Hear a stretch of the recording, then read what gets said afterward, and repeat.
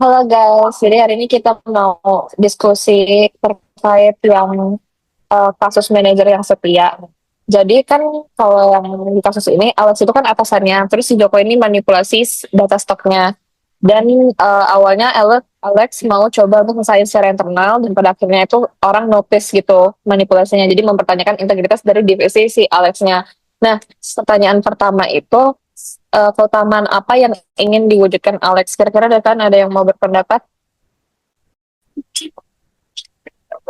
Kalau dari aku sih kayak si Alexnya ini tujuan dia sebenarnya kayak ngutamain loyalitas sama kepedulian, di mana dia kayak lebih ke menempatkan timnya tuh terlebih dahulu gitu, makanya dia nggak laporkan, padahal seharusnya kejadian seperti ini kan dilapor, tapi dia lebih ke kayak pengen coba untuk nyelesain secara internal. Dari kalian gimana guys, keutamaan dari Alex ini?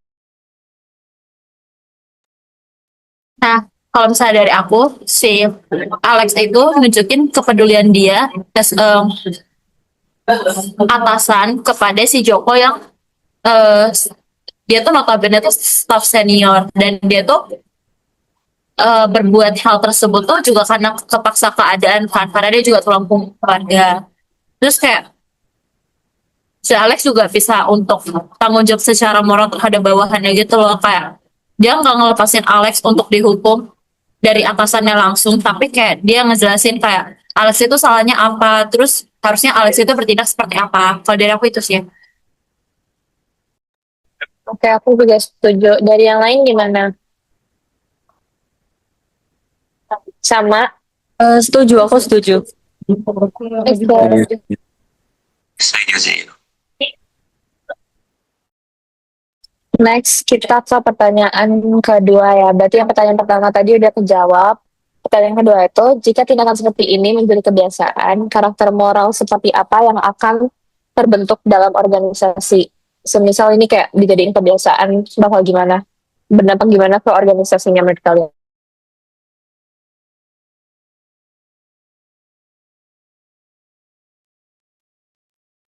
Sebenarnya lebih ke ini nggak sih? Kayak balik lagi ini jadi kebiasaan.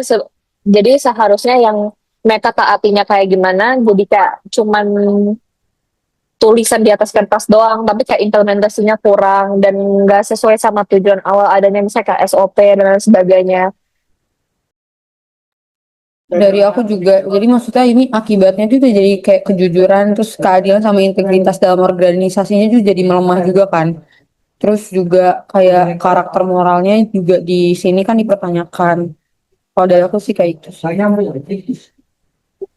Ya sih, mereka kayak lebih nyiptain budaya baru yang menurut aku juga kayak kurang oke.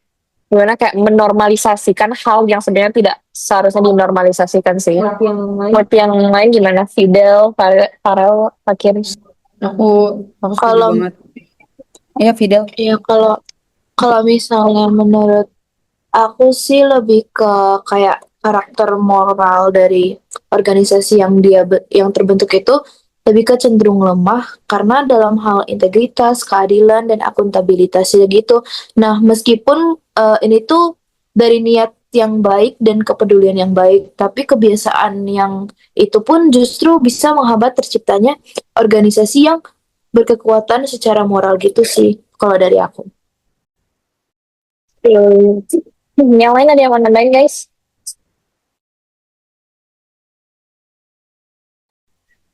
Gue setuju menurut sorry, gue setuju dari tingkat Fidel karena lama kelamaan kejujuran dan kepercayaan di dalam organisasi bisa menurun karena hal tersebut. Oke, berarti kita sepakat ya jawabannya.